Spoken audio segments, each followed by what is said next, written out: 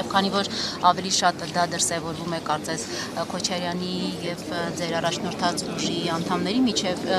Չէ, դուք եք վերագրում, այդպես չի։ Դուք ընդհանուր եք տեսնում այդ խնդիրը, որ ներընդդիմադիր դաշտում այսօր դուք չեք տեսնում։ Ախր դուք իզնից շատ պետք է տեսնեք ձեր ժամանակը։ Մենք ավելի շատ տեսնում ենք ձեր եւ Քոչարյանի կողմնակիցների մեջ Այդ եմ ասում, սխալ եք տեսնում։ Սխալ ենք տեսնում։ Այո։ Իսկ հարցը չտվեցի պարզապես։ Քանի որ օրակարգային հարց է եւ շատ շրջանակներ սա համարում են Հայաստանի Հանրապետության թիվ 1 անվտանգային խնդիրը, ամեն դեպքում իշխանությունները վստահեցնում են, որ մոտավորապես ավետյաց երկիր ենք դառնալու, կաթի, մեղրի գետեր են հոսելու Հայաստանով, իսկ ընդդիմադիր շրջանակները նաեւ միջազգային որոշ փորձագետներ վստահեցնում են, որ սա ունի լրջագույն ռիսկեր եւ տնտեսական ազդեցությունը մոտ է 0-ին։ Ձեր տեսակետը, որովհետեւ ասում են ընդդիմությունը չի հստակեցնում տեսակետը թրիփի շուրջ, ինչ է անելու ընդդիմությունը, եթե լինի իշխանություն թրիփի հարցում։ Դուք շատ հարցեր կամ իրար խառնեցիք կամ փորձեցիք համադրել։ Համադրել։ Տրիպի հետ կապված ես ասել եմ, որ վերջնական պատկերացում չունեմ, բայց ցավոք սրտի ինչքան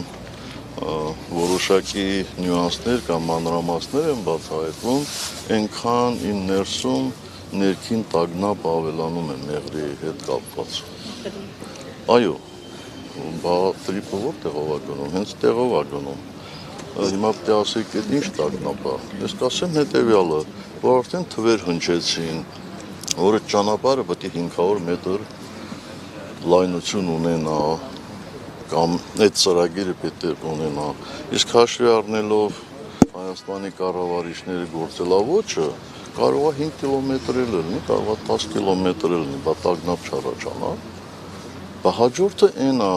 որ Միացյալ Նահանգների փոխնախագահը գնում է Բաքու եւ այդ տրիպի մասով պայմանագիր է ստորագրում։ Բայց մեր տարածքը չի։ Առանց մեզ, մեր մասին պայմանագիր են ստորագրում։